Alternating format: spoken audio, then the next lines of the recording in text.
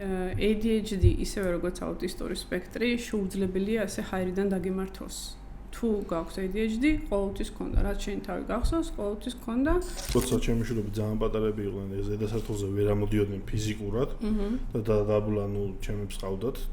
შვენივად ვიჯექი ჩემთვის, მუშაობდი, ხელს არავინ არ მიშლიდა. მაგრამ ეხლა უკვე ვეღარ გააჩერებ, ჩორულად ამოდის, გააღებს, კარებს და უკვე კონცენტრაცია დაკარგული მაქვს რა. აი ექსპეროს ტიპებში რომ არსებობს რაღაცა სტერეოტიპები რა, ამის რაღაცა mental issue-ებზე, მე შეიძლება ინდოთ ექსპეროში ვარ, просто ანუ მაგალითად ხო ყველას მსმენია რომ აი ეგ ხო იცი პროგრამისტია და თავისებურია რა, ეგ რამ გამოიწვია, ეგ ამბავი. პირველ რასაც სწავლობ ფსიქოლოგიის ფაკულტეტზე, ამ ყოველთვის რაც უნდა ისწავლო, ადამიანს რომელსაც შველა არ უნდა ვერ გადაარჩა. აჰა. ბაზარია. გამარჯობა მეგობრებო, ეს არის დევთერაპიის 29 ეპიზოდი. დღეს გვექნება ყველაზე განსხვავებული დევთერაპიის ეპიზოდი, მაგრამ სანამ კონკრეტულ ეპიზოდს გადავალ, შეგახსენებთ, რომ ჩვენი სპონსორია Texi, რომელიც არის software developer კომპანია. შეგახსენებთ, რომ Texi-ში ვეძებთ junior.net ინჟინერებს და გამოჩდით. ასევე მეორე ჩვენი სპონსორი არის Serious Company, რომელიც გთავაზობთ სხვადასხვა კურსებს soft skill-ებზე და იმისთვის, რომ თქვენი software engineering skill-ები გაიზარდოს და მეტად უფრო გაიდოდი გახდეთ ბაზარზე. ასევე შეგახსენებთ, რომ DataFest-ი ტარდება ნოემბრის ბოლოს და ჩვენ ვართ DataFest პარტნიორები და description-ში ნახავთ promo codes, რომელთაც მიიღებთ DataFest-ზე ფასდაკლებას. ასევე ფასდაკლება გხვდებათ და promo code Serious Company-ისთვის, თუ კურსის ყიდვას გადაწყვეტთ, ამ promo code-ით მიიღებთ 25%-იან ფასდაკლებას.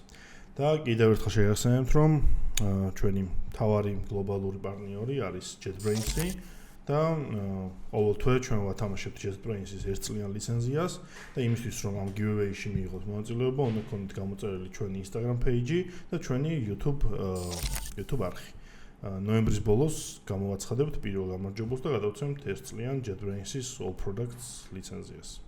აგრეთვე შეგახსენებთ, რომ ნოემბრის ბოლოს, ანუ 23 ნოემბერს ჩატარდება .NET Conf, რომელიც არის პირველად საქართველოს ისტორიაში Microsoft-ის მიერ დაექსეპტებული და ლისტული .NET Conf-ის ოფიციალურ საიტზე და გელით ტერმინალში, სადაც ნახავთ 3 ძალიან განსაკუთრებული ადამიანის განსაკუთრებულ თოკებს და იმედი მაქვს მოგეწონებათ. ერთი სიტყვით გელოდებით ტერმინალში 23-ში 8 საათს. მეც ვიქნები და გელოდებით ყოველს. დღევანდელი ჩვენი სტუმარია ფსიქოლოგი თათა იმნაიშვილი, რომელიც აგრეთვე არის ჩემი მეგობარი და მე დარწმუნებული ვარ იმაში, რომ დღევანდელი ჩვენი ეპიზოდი ძალიან საინტერესო იქნება, იმიტომ რომ მსგავსი შინაარსის ალბათ არ გქონია არასოდეს. და ხო, თათა როგორ ახლა? კარგად. მადლობა რომ მომიწვიეთ. პირიქით მადლობა. ჩვენთვისაც ახლა ეს პირველი გამოცდილება იქნება. ამას წინაშე დაგვიწერეს კომენტარებში, რომ ძალიან კარგი იქნებაო, რომ ფსიქოლოგი მოიყვანთო და ასეთი თემებზე ისაუბროთ და ჩვენ ისეც ვქონდა, ეგ იდეა. ამიტომაც რა why not რა.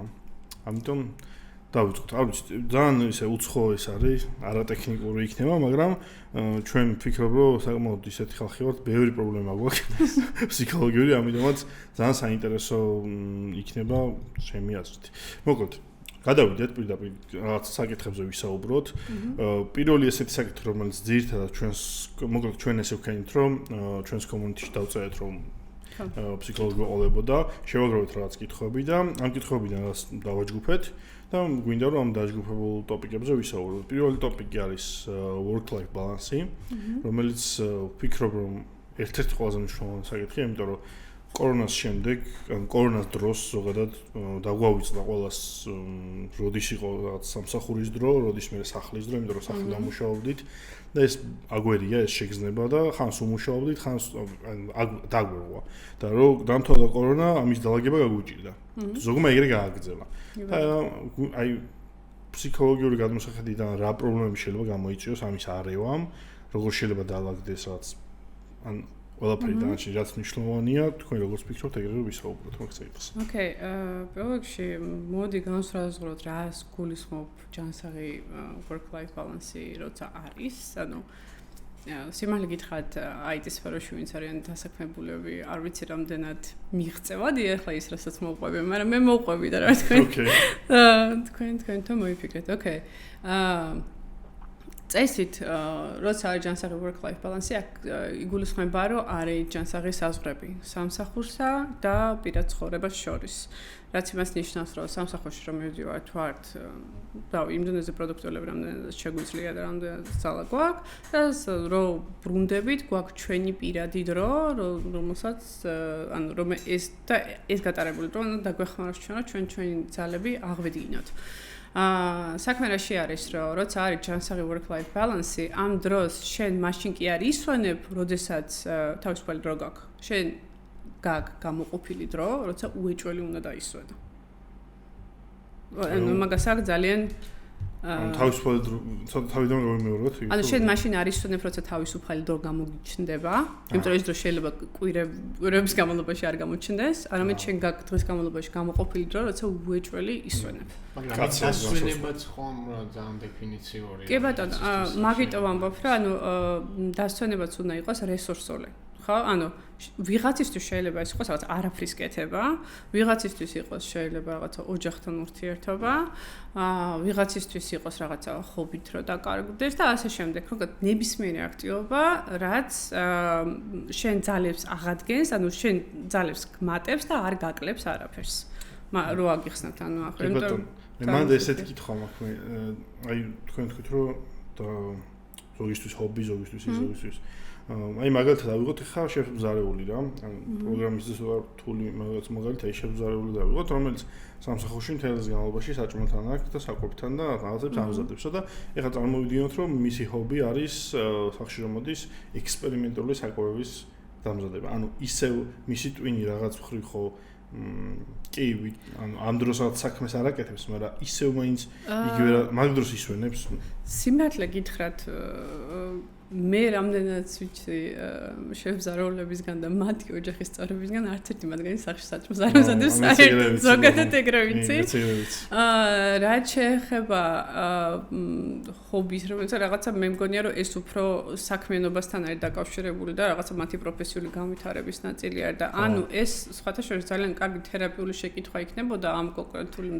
ზარეულისთვის რომ ანუ გაიტანოს ასე თქვა თერაპიაზე რომ როგორ ხდება ისე რომ საკუთარ თავს არ აძლევს საშუალებას რომ ამოისურვოს. ჩემი кейსი არის ეგ ზუსტად რომ სამსახურიდან რომ ბრუნდები სახში მე ღამე ვждები და ჩემს რაღაც საკუთარ ანუ ჩემ ტვინს მაიგრე იცის რომ ჩემი ჰობი არის რაღაც ჩემს საკუთარ ექსპერიმენტულ პროექტებზე მუშაობა და შემიძლია ღამე შემომათენდეს რაღაცის კეთებაში რა. მაგრამ მე ხვდები რომ ძალიან ანუ ვითომ ხო ერთობი იმ წუთას. კი ბატონო. მაგრამ უბრალოდ ნახე, აი ხა რამდენი შრი არის მანდ. ერთი რომ თავს არ აძლევ უფლებას რომ დაისვენა.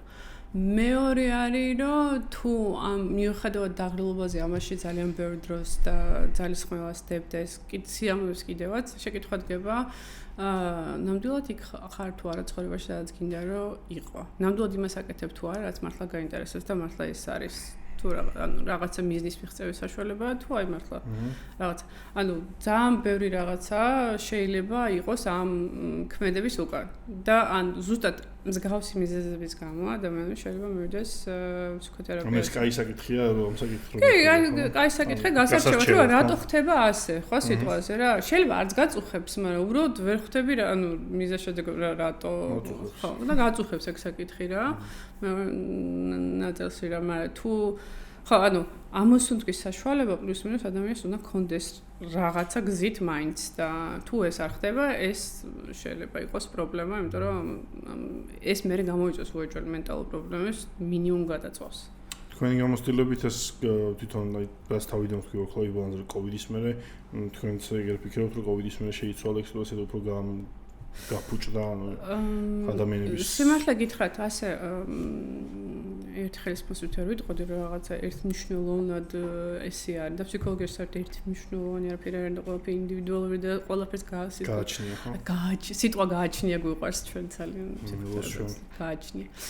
ხო, იმიტომ რომ არიან ადამიანები, ვისაც ძალიან მოეწონა სახლიდან მუშაობა და ძალიან კომფორტულად გრძნობდნენ თავს და არიან ადამიანები, რომლებიც ამბობენ, რომ გეხვეწებით ოფისი გამიხსენით, აღარ შემიძლია სახში ჯდომა. ანუ ისევ და ისევ ადამიანის პიროვნებაზე არის გადის, მაგრამ საბოლოო ჯამში მაინც იმ დასკვნამდე მივიდნენ, რომ რასაც ვაკვირდები, რომ ინტერპერსონალურ ურთიერთობებს ძალიან დიდი მნიშვნელობა აქვს თანამშრომლებისთვის. ანუ ძალიან დიდი მნიშვნელობა აქვს, რომ რაღაცა მხარდაჭერა გქონდეს, ვიღაცამ გითხრას ყოჩაღ, ვიღაცამ გითხრას, რომ აი შენ რაღაცა რო აზრი გაქვს, მარტო შენ კი არა გაქვს, ჩვენც ასე ვფიქრობთ და შეიძლება ასეჭო რაღაცა.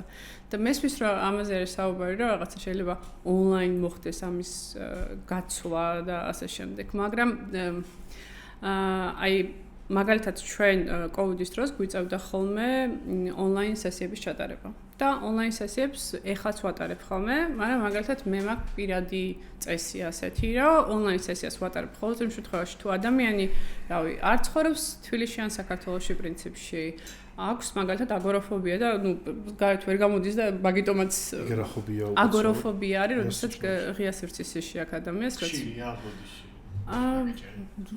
როგორ გითხრა, არ არის რომ ეს რაღაც უფრო მეტად ხშირი და რა თქმა უნდა, არის ხოლმე кейსები აგოროფობის და ზოგადად ადამიანს თუ გარეთ გასვლის პრინციპში შეშინია, მაგიტომაც ეწერება ფსიქოთერაპიაზე და რა თქმა უნდა, მას ონლაინ უნდა ჩაუტარო.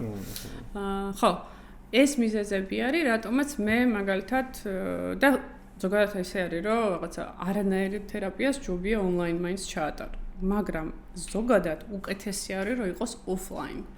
შეხვედრა, იმიტომ რომ ეკრანი ქმნის უხილავ ბარიერს. ანუ მაინც რაღაცნაირი ის არის, რა ქვია, დივაიდერი, ასე ვთქვათ, რა, შესადა კლიენტი. ხო, აი რაღაც გარკვეულ შეგრძნებას კარგავს. ამასთან ერთად, ანუ ადამიანი აი ასე არის მოჭრილი, ხო? ანუ და ფსიქოთერაპიულ პროცესში ძალიან მნიშვნელოვანი ასევე სხეულებრივი მოძრაობები, ხო? სიტყვაზე ადამიანი როგორ ზის,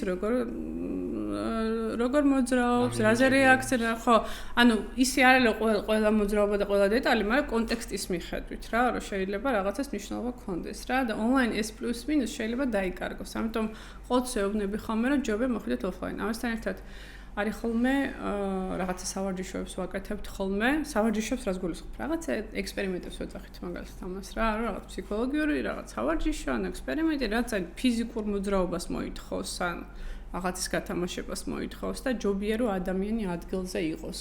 და იმიტომ რომ შენგანაც იბრძოს მხარდაჭერა. მინა გითხრათ, ანუ ემოციური დონეზე სამსახურშიც იგით რაღაცები ხდება რა, რომ აი რაღაც ერთად ყავა დავლიათ, რაღაცა გავედით.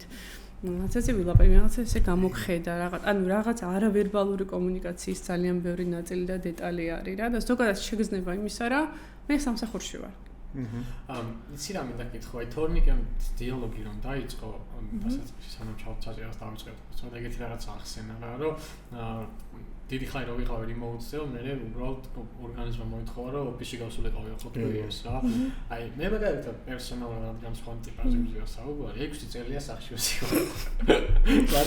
6 წელია სახში ვზიო და საერთოდ შეუწუხებულა რა ვქარ. პირიქით, ეხლა მე რომ მითხრა ოფისში გადიო, შეიძლება გავუჩნდე. არც მაგ ოფისი მაგრამ რომ მქონდეს. მესმის, მაგიტომო უფრო ძალიან ინდივიდუალურად არის, ვიცი ასე მეორე კატეგორია, რომელსაც პირიქით იყო, რომ სახლიდან მუშაობა იყო რაღაცა სასწაული და აქამდე სად ვიყავი და სხვათა შორის ეს ასევე კოლეგა ბავშვთა ფსიქოლოგებისგანაც გამიგია, რომ ძალიან ბევრი ბავშვს, რომელსაც რაღაცა პრობლემა ჰქონდა თანატოლებთან კომუნიკაციაში, ძალიან გაბედნიერდნენ ამ გამოკეტვით და პირიქით აკადემიურადაც წინ წავიდნენ და ასე შემდეგ. გააჩნია ადამიანის პიროვნებას, მაგრამ ესე რომ უეჭველი ყველასთვის სახლიდან მუშაობა კარგი არის და ყველა გადავიდა ამ რეჟიმზე, ეგრე არ არის. თან ამასთან ერთად, ავთო, ისიც თქვათ, რომ შენ არ გყავს შვილები. მოდი ვილაპარაკოთ მაშინ, როდესაც შვილები გაგიჩნდება. ხო, იმიტომ რომ როდესაც სახლში ხარ, 7 გარემო გაქვს და შეგიძლია კომფორტულად მოიწო ყველაფერი და არავინ არ გაწუხებს და რა ვიცი, უკვე შენი განრიგი გაქვს შექმნილი. ხო, რა პრობლემაა, მაგრამ როდესაც რაღაცა მამა ეს რაფერი ანუ ვიღაცა მოდის ზუსტად იგივე кейსი იყო ჩვენ შემთხვევაში რომ როცა ჩემი შვილები ძალიან პატარები იყვნენ ეს ზედასართულზე ვერ ამოდიოდნენ ფიზიკურად და დაბლა ნუ ჩემებს ყავდათ შვენიერად ვიჯექი ჩემთვის მუშაობდი ხელს არავინ არ მიშლიდა ანუ ეხლა უკვე ვეღარ გააჩერებ ჩვეულებრივ ამოდის გააღებს კარებს და უკვე კონცენტრაცია დაკარგული მაქვს რა შეუძლებელია. და თან ემოციური გადართვა ხდება მაგ დროს რა ოჯახის წევრებზეც რა, რომ აი ნუ სხვანაირი ემოციური ჩართულობა მჭირდება როცა მუშაობ და სხვანაირი ემოციური ჩართულობა არის როცა ოჯახის წევრი არის გვერდში. ხო, ანუ ცოტა სხვანაირები ვართ. ბავშვი რაღაცას დაიყვირებს მაგალითად მე ვმუშაობ, გავიგებ, უნდა გავიდე შვიდო რა ხდება და უკვე მოუწყდი რა იმას. ხო, უკვე იქ აღარ. მე უკვე მიჭირდება ისევ რაღაცა ეფორტის დადება, რომ დაუბრუნდე ისევ იქ. კი ბატონო. ამიტომ კი. თან მაგალითად შენ რა მოგივიდეს, შენ რო გადაიწყე რემოუტად მუშაობა, მე აღარ გიმუშავია საერთოდ რა. მე რა დამემართა, იცი, დავიწყე რემოუტად კორონას დროს, მე 2022-ში გავედი ოფისში. მე გამისწორდა და მე უცბად გამეჩნდა კიდევ რემოუტ სამსახური 10 თვიანი და აი მათ თვეში გავგიჟდი. იმიტომ რომ ანუ რო გავედი და რო მომეწონა გასვლა, მე ისე რომ მიწია ჩარჯდომა, უკვე ვეღარ იმას ვქენი რა. კი, იმიტომ რომ ანუ და დავდიოდი coworking space-ში. ხო, ეგ მომენტი არის რა, რომ სად პოულობ უფრო შენთვის პლუს მინუს ემოციურად და ყველანაირად უფრო უსაფრთხო გარემოს იმისთვის, რომ მიმუშაო რა და ვიღაცისთვის ეს ოფისია და ვიღაცისთვის ეს სახლია და ვიღაცისთვის არის ჰიბრიდული ვარიანტიც, ესეთი რაღაცაც არსებობს, რომ დიდად მაგალითად ანუ მქონია შემთხვევები, რომ ფიდბექი იყო ხოლმე ადამიანებისგან, დიდად არ ვიждები ხალხალ ურთიერთობაზე, მაგრამ ხალხასაც არ შემიძლია. ამიტომ რავი, კვირაში ორჯერ გავდივარ. დავხედავ, როგორც მიხვდები რაღაცა. დასტაბილურდება, ემოციურად დაწყნდება რაღაცებს გადაამოწევს, ვიდრე განწყობაზე და ბრუნდება სახლში. აი, work-life balance რო დაუბრუნდეთ. აი, როგორ უნდა მიხვდეს ადამიანი, ანუ რა შეგრძნება, ანუ ერთი ვარიანტი რომ overtime-ზე მუშაობს. ყველა ხო ესე არ არის. უბრალოდ რაღაც ზოგს უბრალოდ შეგრძნება აქვს, რომ აი უნდა გააკეთოს, უნდა იმუშაოს რა მე ფსიქოლოგიურად როგორ უნდა მიხვდეთ, ანუ მე რო აი უკვე overdose ვაკეთებთ რა, რაღაც შეგრძნებები ხო იწყება ჩვენს გონებაში, რომ აი რომ მიხვდე, რომ ხო შეიძლება შეგრძნება მომდეს, რომ 1 საათი მეც ვმუშაობდე, სიტყვაზე ავიღოთ რა და ამას არ ვთვლიდე, მე იმ დარღვევა და მე რა ხა 1 საათი რაღაცები ხო იწყება ნელ-ნელა ჩვენს ორგანიზმში, ჩვენს ტვინში, რაც შეიძლება უკვე იმის სიგნალი იყოს, რომ რაღაცას არასწორად ჩვევით. ოკეი. მოდი პირველად work-life balance-ის თემა რო გავაგრძელო, უცბად გეტყვით, რომ ანუ საზღვრების ქონას როცა ლაპარაკობ, ზერო ლაპარაკობ, გულისხმობ, რომ აუცილებლად უნდა ქონდეს მკაცრად დადგენილი სამუშაო საათები. რამდენადაც შესაძლებელია, ანუ sorry, ვიცი, ეს სფერო ცოტა ესეთია. ფლუიდურია, მაგრამ ესე არის. მაგრამ რატო აქ ამას მნიშვნელობა, როცა გაქვს სამუშაო საათები, იდეაში სამსახურისთვისაც ეგრე უკეთესია და კომპანიისთვისაც, რომ შენ ხარ მაქსიმალურად ჩართული მხოლოდ სამუშაოში და მორჩა. ანუ მაქსიმალურად კონცენტრირებულია. ამ დროს შეგიძლია მაგალითად პამიდორის მეთოდს ეძახიან რა, რომ გამოიყენო არის თუგია, ხო? ხო, აი პამიდორის მეთოდი შეგიძლია გამოიყენო, ძალიან კარგი არის რა, რეალურად უფრო მეც აკეთებ, დროც გადის, ყველაფერი საქმესაც აკეთებ. რა უხსნათ ხალხს რა არის პამიდორის? ხო, პამიდორის მეთოდი არის ერთმა ფილოსოფიის ფაკულტეტის სტუდენტმა შექმნა, დასღაც 70-იან წლებში თუ რაღაცა და აინტერესებდა როგორ შეიძლება გამხდარიყო უფრო პროდუქტიული რა და მიაგნო ამ მეთოდს რა ტაიმერი ქონდა სამზარეულოში რომელიც იყო პამიდორის ფორმის და დააყენებდა ხოლმე რაღაცა ბოლოს იყო დადგენილი რაღაცა 25 წუთი უნდა ემუშავა 25 წუთის მერე 5 წუთი ისვენებდა და ასე 1-4 ჯერ გამეორდა 4 ჯერ გამეორდა და მე 4 ჯერ გამეორების მერე რადგან ვიცი რაღაცა 15-20 წუთი კიდე შეგიძლია და შეისვენო რა უფრო დიდ შესვენებას უკეთებდა ან ასე მიხვდა რაღაცა უფრო კაი შედეგს მიაგნო ну все მიიღო და ნუ კარგი მეთოდს მიაგნოს. ონთი 25 წუთის განმავლობაში სოციალური ქსელი რაღაცა. ხო, მაგრამ იქ იგულისხმება ხო. იქ იგულისხმება რომ შენ ხარ მხოლოდ ამ აი მანდაი ტექნოლოგიურმა განვითარებამ ცოტა ჩვენს დაგვაბნია ფსიქოლოგიები, იმიტომ რომ ადრე რაც მუშაობდა, ეხლა ცოტა უფრო რთული არის რაღაცების ასე დაბალანსება, ასე ვთქვათ რა, იმიტომ რომ ეხლა რო გაქვს 20 და 15 წუთი, იქ იგულისხმება, რომ რავი, ლანჩზე გადიხარ, ისვენებ, რაღაცას კითხულობ ან რაღაცა. იგი არა είναι გულისხმობა შენ doom scrolling-ით ხარ დაკავებული ხო ხტები? მაინც არის ვენებს. ხო, twin არის doom scrolling-ის ერთ-ერთი doom scrolling-ის დროს twin არის ვენებს? ანუ twin საერთოდ არის ვენებს. ხო არა, ნუ კომენტის. ხო, მესმე. ხო, ის ხარ. აი მე მაგალითად ძილის წინ სულ scroll. შენი აი მაგალითად doom scrolling. ხო, TikTok-ზე ხო? შენი twin მუდმივად წამში ერთხელ ან ორ წამში იღებს გადაწყვეტილებას გავსკროლო თუ არა. ხო. ანუ მუშაობს კი არა, მაქსიმალურზე მუშაობს, რავი, არასვენებ, რავი, ამას საშუალებას ნაბად არ აძლევ. მე ეხო ტრეიდ-ოფია, შეიძლება იცინი ხარ რაღაცა, მაგრამ ეხო თუ გაჩერდი ხომ, მაგრამ ყველა ვარიანტში 3 წუთზე გრძელი ვიდეო არა. ხო, მაინც გიწევს პრობლემა. ხო, ანუ შენ ტვინი უფრო ვიტყოდი რომ უფრო დატვირთულია კიდე ვიდრე როცა მუშაობაზე მქონია რაღაც მომენტში, ხო. მაგრამ არ ვიცი, it's just a theory, maybe, მაგრამ ყოველ შემთხვევაში, ნუ ფაქტია რომ ამას აკეთებ.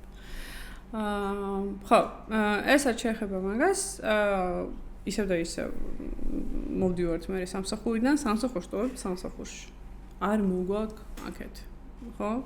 პირად ცხოვრებაში რა ყოველ შემთხვევაში ვცდილობთ და მე მესმის რომ თანამშრომლები ჩვენი მეგობრები ხდებიან, მაგრამ ოსო თუ ასე ვთქვათ პრაქტიკაში შემოვიტანთ მაგალითად ასეთ საინტერესო თამაშს რა რომ ბარში კი მივდივარ თანამშრომლები დასალევად. აბა ვინც რაღაცა პირველი ამოიღებს ხმას სამსახურზე რაღაცა რა ვიცი დაჯარიმდეს რაღაცა სახით whatever რა ანუ ნებისმიერ ერთად შეგიძლიათ ილაპარაკოთ სამსახურის გარდა მესმის ეგ თათაკი რომ რაღაცა დრო გამოვნახოთ ამ საკუთარი კარიერისთვის რა მაგრამ ჩვენი ის თქვი რომ რთულია მაგრამ აი მე მაგალითად ხო ეს სამსახურის თემა გასაგებია მაგრამ სამსახურის იქით ბევრ ამის ვსწავლობ და ვკითხულობ ხო და როგორ უნდა მოვიკლო ასე რომ ვთქვათ რა მესმის შეიძლება დრო უნდა შევამცირო ან რაიმე მსგავსი ხო ანუ აი გარი როგორი რაღაცა იცი ძალიან ასე ვთქვათ როგორ თქვა ქართულად შეგნებული პროცესი არის რა რომ აი აქ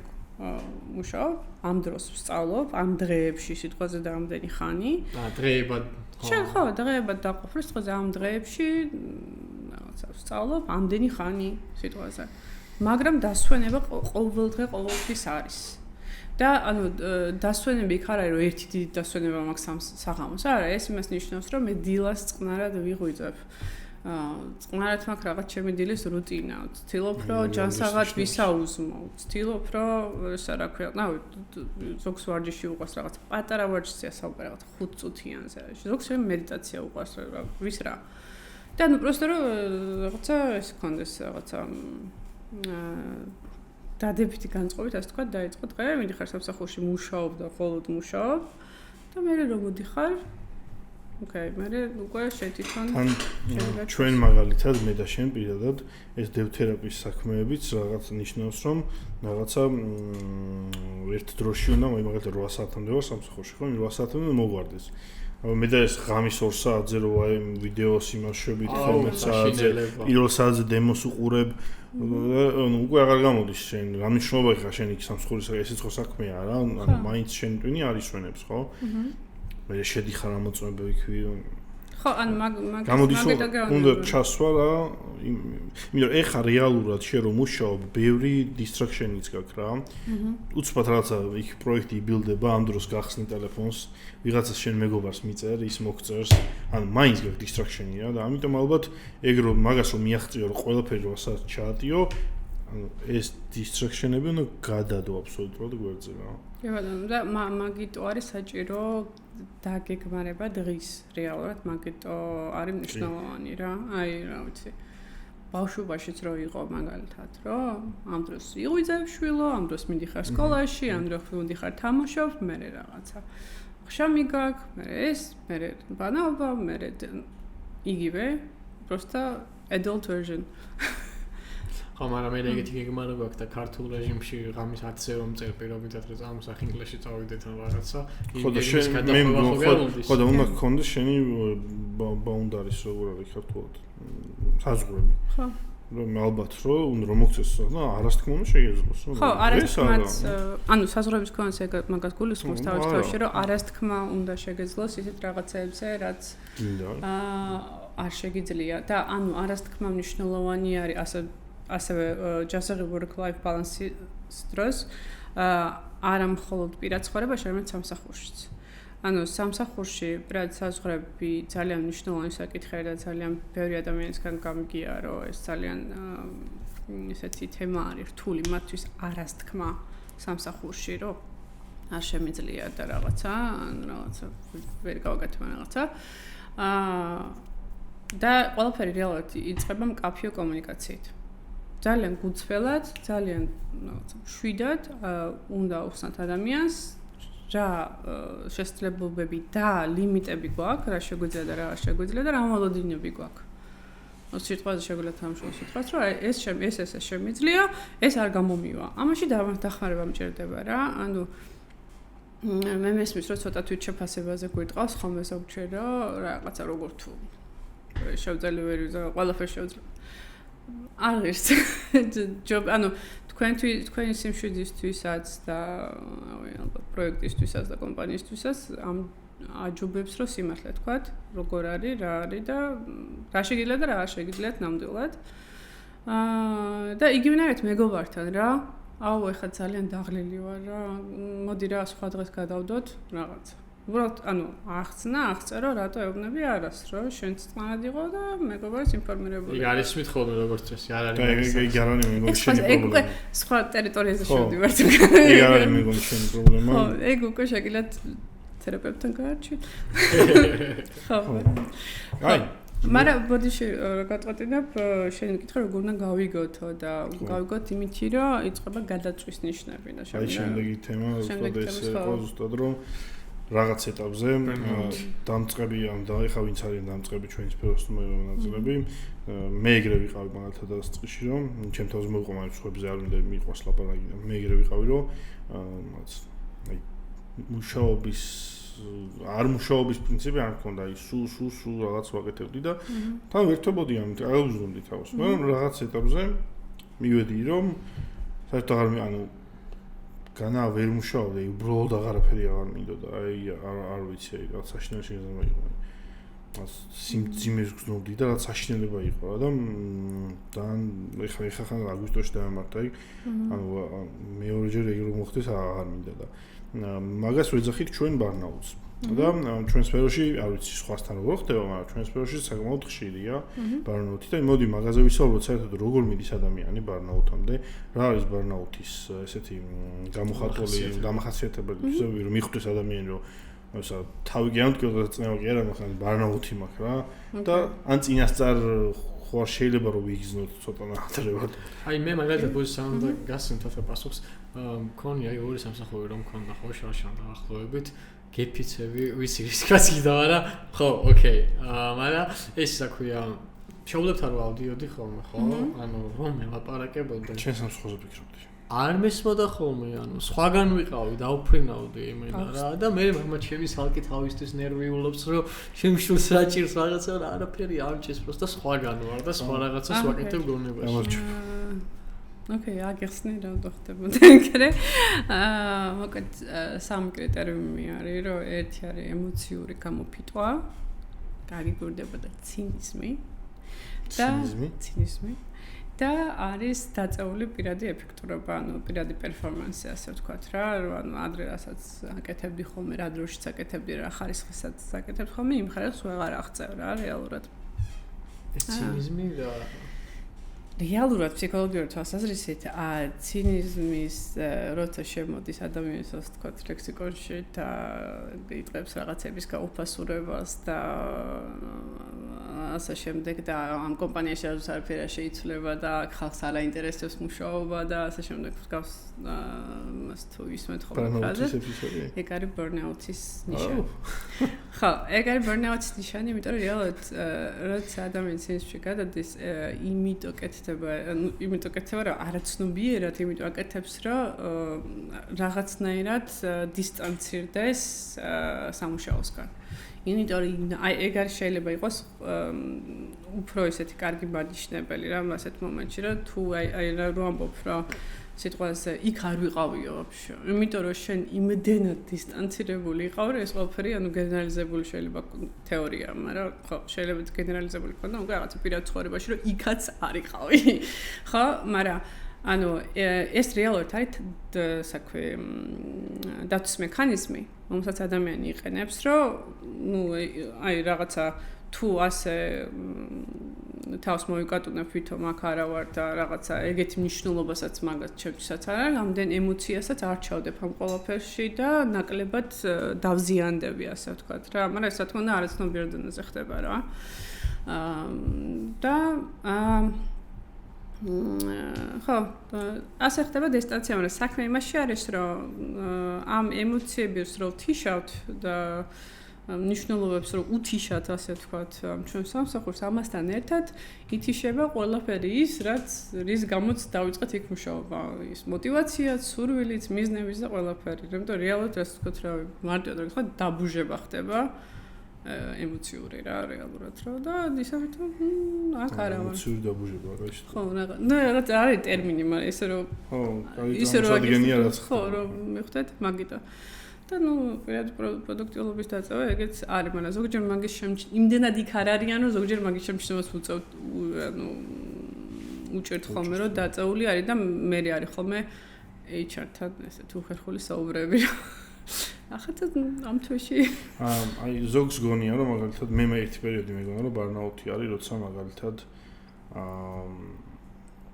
იმდენად არ გინდა ანუ არ ვიცი როგორ ხსნა ან მე მახსოვს შე რომ ბარნაუთი გქონდა აქვია შეგვიძლია აიღე წახვედი აღარ მახსოვს ესპანეთში პირველად იქაც ლეპტოპით იყო არა მე ხა პირველად გავაკეთე ცხოვრებაში ეს შარშანდელი გეუბნები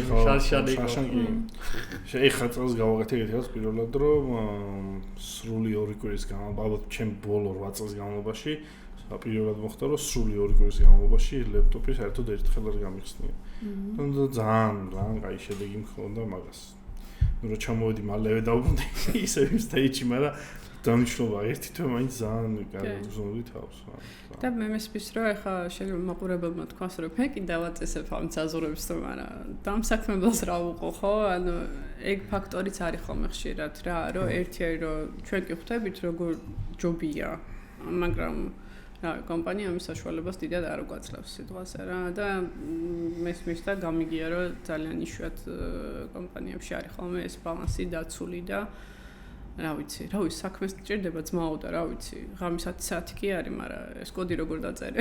ხო. თუ რა ვიცი. რაც ამ მნიშვნელობა. ხო, whatever. ხო, ეგეთ რაღაცები ხოლმე ზოგჯერ ხდება ხოლმე. რაც ალბათ არ ეხება მე მგონი სისადმინებს თუ არ. დები. ხო და მანდაც ალბათ ისე ვის შემოდის რომ საზღურები. მაგრამ ნახეთ მე კიდე ერთი კითხვა მქონდა, აი არ ვიცი ბარნაუთს ეხება თუ არა რა, აი როცა ადამიანს ობსესიურად აქვს იმის შეგრძნება, რომ უნდა იმუშაოს, ან უნდა განვითარდეს, რომ ხომ არ აჯობოს, ან პირიქით, ანუ თვითონ თავით რო ყამაფული არ არის და ცხოვრებას როგორც რბოლა ისე უყურებს რა, მაგალითად მარათონი რა. ხო, არა ეგ ბარნაუთის ნაწილია თუ მაგას მიყავ ბარნაუთი. ხო. მაგ დამოკიდებულება შეიძლება ბრნაუთამდე მიგიყვანს, შეიძლება კი არა სავარაუდოდ მიგიყვანს, მაგრამ ეგ უფრო რაც აღწერეთ, უფრო გავს ინტროექტებს, რაც გულისხმობს იმას რაღაცა ნებისმიერ დებულებებს, შეხედულებებს, რაც მოყვება მაგალითად ოჯახიდან, ან ახლო გარემოდან, რა იდეებითაც, ასე ვთქვათ, გავიზარდეთ რა და ეს იდეები შეიძლება ამიტომ შესაძლოა შეიძლება აზრი გქონდა და რა ფუნქციური იყო, მაგრამ ეხლა და ჩვენს რეალობაში შეიძლება დესტრუქციული. ან იმ თავითვე იყო დესტრუქციული და არ იყო სწორი და კარგი, მაგრამ რავი ესე გვასწავლეს სიტუაციაზე და ესე გამყვან. მაგრამ დრო და საშუალება არ გქონდა, რომ ამაზე დაფიქრებულიყო საერთოდ ინერციით, რატო იქცევ ისევ ასე და საერთოდ ანუ რამდენად ჩემია საერთოდ ეს იდეა და რამდენად ანუ რეალური არის ჩემთვის და როგორ შემიძლია უფრო ჯანსაღი ფორმა მივცე მაგალითად ამას. ასევე ძალიან კარგი თერაპიული თემა, ანითა შეგიძლია ადამიანს მივიდე რა. ისეთ შეგიძლია მიხედეთ ფსიქოთერაპევტი. და აი ბარნაუთის მერე ხა მოდის კითხვა, ალბათ ყველას ეგეუნება, ხა კაი მივედით ბარნაუთამდე, ბარნაუთი ვაკ.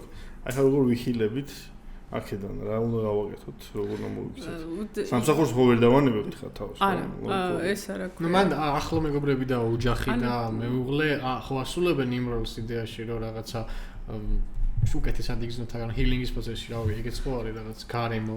ვალდებულები არ არიან, just saying. ვალდებულები არ არიან, რომ თქვენი ემოციური პრობლემები მეუღლეებმა მოაგვარონ. ხო. მესმის. ოკეი. შეიძლება ხარი დაგიჭირონ, გვერდში დაგიდგან, რაღაცას რომ ვერ ასწრებდა ვერ აკეთებ შესაძლოა გააკეთოს რაღაცა მაგრამ ეგ არ არის იმიტომ რომ ეგ როგორ არის იცი რომ გამოდის რომ შენ პირად მენტალურ ჯანმრთელობაზე პასუხისმგებლობას იხსნი და აძლევს სხვა ადამიანს არა ეგ არ გიგულისხმია რეალურად მაგრამ ხო ოკეი მისთვის რომ არ გიგულისხმენ ეგრე გამოდის ხტები საბოლოო ჯამში ეგრე შეიძლება გამოვიდეს ხო და რაც შეეხება burnout-ს როგორ ვებრძოლოთ იხილეთ ის რაც თქვით დასაწყისში ანუ work life balance-ის დალაგებით შეიძლება burnout-ს კი ისევ ეგ არის რომ რეალურად ეს ხო ანუ რეალურად დისბალანსმა გამოიწვია burnout-ი და ნუ ისე ბალანსში უნდა შევიდეს იმისთვის რომ რაღაცა ამ მდგომარეობიდან გამოვიდეთ რა და მესმის როცა არის ძლიერი გადაწვა ამ დროს შეიძლება იყოს ის რომ ადამიანმა იყოს რაღაცა ძალიან დიდი შვებულება და შვებულებიდან ვიდრე გამოვა მანამდე აი ზუსტად ეს განრიგი და დრო და საზღვრები და რაღაცა ჩამოწეროს თავისთვის განსაზღვროს კარგად თან უფროსობასთანაც ილაპარაკოს რამდენადაც შეიძლება მე აქ თეორია რომ რავი უფროსიც არის დაინტერესებული რომ პროდუქტიული თანამშრომელი ყავდეს. ჩვენ კომპანიაში გვაქვს ეგეთი კულტურა რომ თვეში ერთხელ ფორმს გვავსებინებს CTO რომ monthly team health check-ი რა რომ როგორ გძნობ თავს და რაღაცა კითხვარია რომ დაიტვირთე არ დაიტვირთე ახლა მაგით არ ვიცი თუ ვინმე ძალიან დატვირთული იყო მე რა პროცესი იყო იმ ადამიანის მიმართ მაგრამ ფაქტია რომ არსებობს ეგეთი კულტურები რა ხო. კი ძალიან კარგია და ძალიან კარგად უშვება ვინმე კორპორატულ სამყაროს ერთი არ ვიცი კორპორატულ სამყაროს ერთი 10 წლის წინ დავშორდი თუ მეტის და ეს ბედნიერად წავედი მაგარემ და მაგრამ ხო ჩემ დროს არ იყო და ეხა თუ არის ძალიან კარგია. საქართველოში ძალიან მიიღეთ რაღაც იმხლებით. დიდ კომპანიებშიც კი და პატარა კომპანიებში თუმცა არ აქვს ეგ ფუფუნება ხა და იმ სტარტაპებს თითქოს. კი. ეგრე. გადავიდეთ შემდეგ საკითხში. შემდეგი საკითხი ჩვენი არის ADHD. რა არის ეს ADHD და რატო გონია ყველა ტექტივს რომ ADHD ჭირს? და ხო აი ეს ვაიტერსა აი შეგიძლიათ თქვენ თეორიები თქვათ რა და არა თეორია უბრალოდ კითხვას ვითხოვნა განმეორწო რომ ანუ ეს რეალურად გამოიწვია იმან რომ ანუ დღეს ხო ძალიან მარტივია ყურადღების დაკარგვა რა და ვიღაცამა პირდაპირ დაგუგლეს პირდაპირ ADHD გამოდიდა პასუხი და დღეს ძალიან მარტივია ყურადღების დაკარგვა იქ ყველგან notification-ები გვაქვს ჩართული ყველგან და რაცა ბრაუზერში რაცა მოხდება აქ მუშაობ იქ notification მოდი გადადიხარ იქ რაღაცას წაიკითხავ და ტელეფონზეც იგივე სანამ პასუხებ მე ჩავთავეთ ძალიან საინტერესო რაღაცას მე რო ვიყავი მეორე კლასში და პირველ კლასში ამ სადღაც დაცათა დამწყებით კლასს და სკოლაში რა ერთი სიტყვით ყოველთვის დედაჩემს ეუბნებოდნენ ხოლმე მასწავლებლები რომ ძალიან გაფანტოლიაო და ყოველთვის თითქოს სადღაც დაფრენოს და ჯერი მაიერზამაცი არ ვთქვამთ აი ეგ რა თქმა უნდა ვთქვამთ კი მაგრამ აი ყოველთვის სადღაც დაფრინავსო რა ამ ჩემზე სულ მიჭირდა რა რო კონცენტრაცია მიჭირდა არ ვიცი რა ქვია მაგას რა მე მაგის ფონზე და იმის ფონზე რომ მომავალში შემიძლია ერთდროულად ვაკეთო ის რომ თან ვიკითხო თან ვიღაცას ვეჩატაო თან იქ რაღაც ბეჭდების ბრძანებელი მქონდეს ჩართული პირობითად მე მაგას ყველაფრის ფონზე და იმის ფონზე რო თქვა სულ მოძრავ და რაღაცა მგონია რომ ADHD მაქვს ოკეი კარგი ანუ ეგ მგონია ADHD რამდენად მართალია მოდი ხო დეფინიცია შფოთვა ADHD-ის ნაწილია არა მან ხშირად ADHD-ის მქონე ადამიანს აქვს შფოთვა ხო ხო აი ანუ რაღაცა ADHD ადამიანს თქვა ხო by default თვლი რომ შფოთვა იქნება შფოთვაში შეიძლება შფოთვის აშლილობა არ ქონდეს მაგრამ შფოთვის ნაწილი შფოთვის დეფინიცია რა არის ანუ რას გულისხმობს ანუ აი შფოთვა ხო როგორ აგიხსნა სიტუაციები უნდა მოგიყვა მაშინ და ხო აი რაღაც მომენტში უცბად ნერვიულობ ნახე შფოთვა არის ჰიპოთეტური მომავლისკენ მიმართული ემოცია. ვაი და ეს მოხდეს. ხო? რაღაც.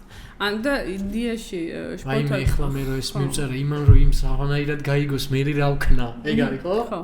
ეგ ოკეი. ეგ არა მაქვს. როგორ არა რაღაცა რო შეგვიშლება მეილი მე 1000 გზებში რო გავდივართ ხოლმე ან რაღაცა ეგრე ეგ არის როგორ არ არის. ოკეი. მე მაგითო გამეცინა რომ მეთქი როგორ არა გქო. ოკეი, მოკლედ ADHD როგორც სამ დავიწყებთ გადაცემას კითხებით რომ არის რაღაცა კოსმოსი თემა რა ძალიან დიდი არის. მოკლედ ვეცდები რომ ლაკონურად ახსნა. დავიწყოთ იქიდან რომ ახსნათ ხო ADHD რატო ქვია არის attention deficit and hyperactivity disorder. რაც იმას ნიშნავს რომ ყურადღების დეფიციტის და ჰიპერაქტიურობის ესე რა ქვია აშლობა, მაგრამ სინდრომი შეგვიძლია დავარქვა. ზოგადად არის ნეიროგამვითარების მდგომარეობა, თავისებურება რა. ADHD ისევე როგორც აუტისტური სპექტრი შეუძლებელია ასე ჰაერიდან დაგემართოს. თუ გაქვს ADHD, ყოველთვის გქონდა, რაც შენ თავი გახსოვს, ყოველთვის გქონდა და შეიძლება უბრალოდ გვიან იქენ დიაგნოსტირებული, ასე ვთქვათ. მაგრამ შეხედე როგორ რაღაცა არის. ადამიანს შეიძლება ჰქონდეს ADHD-დან მარტო AD, ანუ ყურადღების დეფიციტი მარტო შეიძლება ჰქონდეს, ან შეიძლება ჰქონდეს მარტო ჰიპერაქტიურობა და იმპულს კონტროლის პრობლემები, ხო? სიტყვათ და შეიძლება ჰქონდეს ყველაფერი ერთად. ანუ სამი ვარიანტი არის რა, როგორც როგორი გამოვლენა შეიძლება ჰქონდეს. საქმე რაში არის რა? მენტალურ ჯანმრთელობას რაც შეეხება, ძალიან ბევრი დიაგნოზი რაღაცებით ერთმანეთს გავს. და ბაგიტო გჭირდება მაგალითად ტესტირებაზე წასვლა, რომ ნაღდად დარწმუნდა იმაში, რომ გაქვს თუ არა ნაღდად ADHD, იმიტომ რომ მაშინ ეს უბრალოდ ეს არის ინფორმაცია შენთვის იმის შესახებ, თუ როგორ უნდა მოეპყრო საკუთარ თავს, როგორ უნდა დაგეგმო დღე, როგორ უნდა დაგეგმო სამუშაო პროცესი, იმიტომ რომ შენ შეიძლება ცოტა განსხვავებული იყოს ეს ყველაფერი რა. და ესე რა ქვია, ხო, ამიტომ მნიშვნელოვანია ეს გაიგო, რომ კონკრეტულად რა არის, რომ აი რა მიდგომა გჭირდება შესაბამისად. თორე ანუ ეს ყოველთვის შენთან ერთად იქნება. ეს არც ცუდია, არც კარგია, უბრალოდ არის. და ნუ უნდა იცოდე რომ არის, მაგრამ საქმეში რაღაცა ერთმანეთს გავს მენტალური ჯანმრთელობის და კომპიუტერის განვითარების რაღაცა ერთმანეთს ვერ რაღაცა, შეიძლება თავისუფლად იყოს აუტისტური სპექტრიც, სუბუქი ფორმის. შეიძლება იყოს ორივე, ერთი მეორე, კიდე მენტალურ ჯანმრთელობაში ხო, დიაგნოზები ერთმანეთს არ გამორიცხავს. ადამიანს შეიძლება ჰქონდეს OCD-ც, ადამიანს შეიძლება ჰქონდეს ამავდროულად ADHD, ამავდროულად ობსესიური კომპულსური აშლობა არის იგი. Okay. Really accent. ანუ აი რაღაცა გამეორებადი ქმედება გაგდა პლუს ბოდვითი იდეა რომ მაგალითად ხალხს თუ აქ არ გადავდებ რაღაცა მოკვდება. ნუ ყველაზე რთულ და ყველაზე ისეთ ვარიანტს გეუბნებ, მაგრამ ბევრნაირი ტიპის არსებობს და ბევრნაირი გამოვლენა. აი სურხი ხავენ და წმენდა. ხო, შეიძლება ან მაინც და მაინც სუბთავეზე არა მაინც და მაინც სუბთავეზე არა შეიძლება. ანუ თემა იყოს შეიძლება ნებისმიერი იყოს. ხები, ანუ ქმედებას მნიშვნელობა არ აქვს, ეგ ძალიან ინდივიდუალური არის. იქ მნიშვნელოვანია იყოს, რომ აკვიატებული ქცევა იყოს და ბოდვითი აზრი, რომ ეს უეჭველი უნდა გავაკეთო, ამით თორე რაღაცა მოხდება. ხო, ეს კომპონენტები არის მნიშვნელოვანი რომ იყოს. ხო და მაგით აგეუბნები რა, რომ კი, თავისუფლად შეიძლება ვიეჭვოთ, რომ ADHD გაქვს, მაგრამ ამავდროულად რავი, მეგობრული რჩევა არის, რომ ჯობია წახვიდე ტესტი გაიარო და დასრულებისთვის ტესტი საქართველოში არის. ძალიან ესეთი ჩაინიკური კითხვა არის, ანუ ADHD გაქვს, ან მაგით ცხოვრობ, ხო? ანუ მე ADHD არ გქონდეს, ეგრემ შეიძლება?